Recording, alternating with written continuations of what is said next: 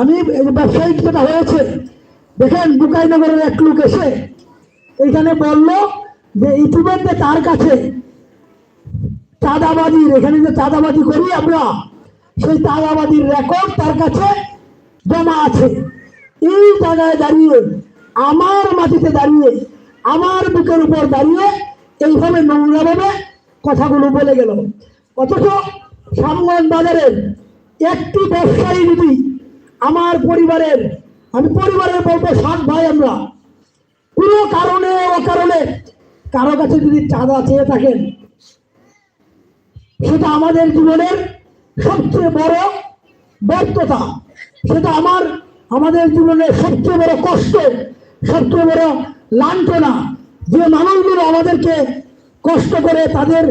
ভোটের মাধ্যমে আমাদেরকে টিকিয়ে রাখে, এই মানুষগুলোর কাছে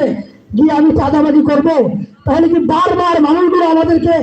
ভোট দিত, বারবার মানুষগুলোকে আমাদেরকে